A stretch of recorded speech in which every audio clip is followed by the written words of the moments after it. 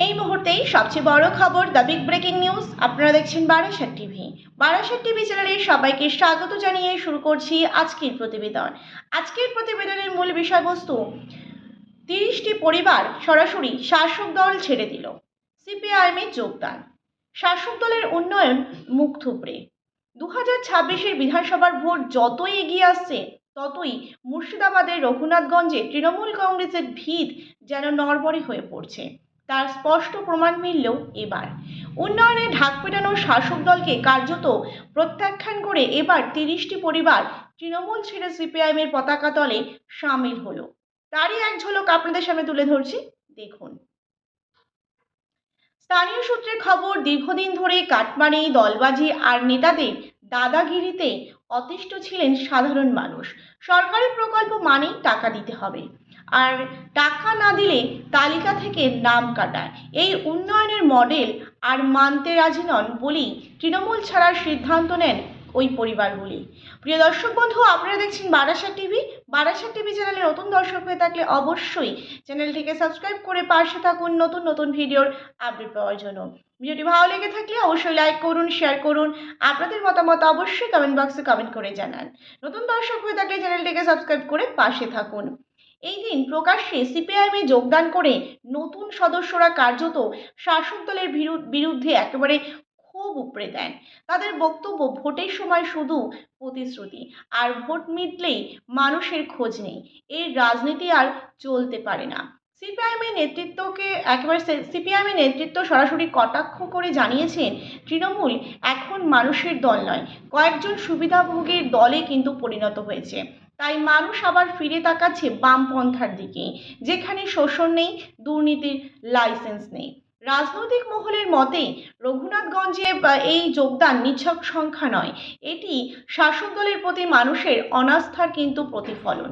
একসময় যে এলাকায় তৃণমূল নিজেদের একেবারে অজেয় ভাবত, সেখানেই আজ লাল পতাকা কিন্তু তুলে নেওয়া হচ্ছে। এটাই সবচেয়ে বড় বার্তা।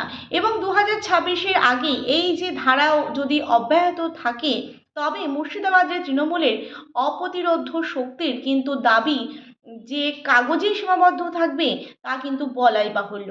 সুতরাং বোঝাই যাচ্ছে যে সামনেই কিন্তু 2026-এর একেবারে নির্বাচন। তার আগেই দেখা যাচ্ছে যে এই মুর্শিদাবাদ সহ উত্তর 24 পরগনা এবং দক্ষিণ 24 পরগনা সহ মুর্শিদাবাদ, মালদা, হুগলি, হাওড়া, পূর্ব মেদিনীপুর জেলাগুলিতে কেমন ফলাফল করবে বাম জোট, সেটাই কিন্তু দেখার বিষয়।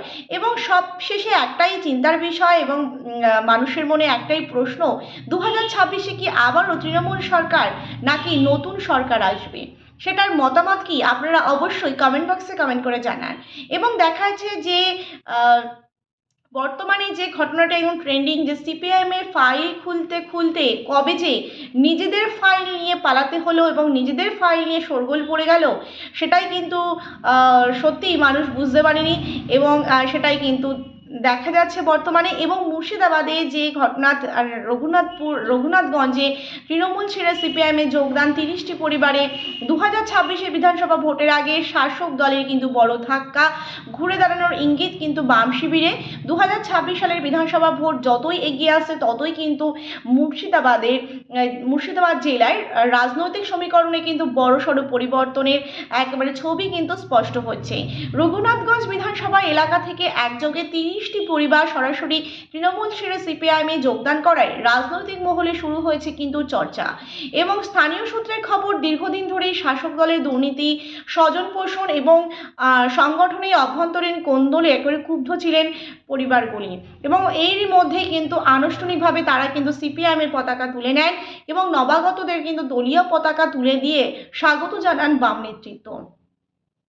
প্রিয় দর্শক বন্ধু, এই ছিল আমাদের আজকের প্রতিবেদন। ভিডিওটি ভালো লেগে থাকলে অবশ্যই লাইক করুন, শেয়ার করুন, আপনাদের মতামত অবশ্যই কমেন্ট বক্সে কমেন্ট করে জানান। নতুন দর্শক হয়ে থাকলে চ্যানেলটিকে সাবস্ক্রাইব করে পাশে থাকুন। ধন্যবাদ সকলকেই।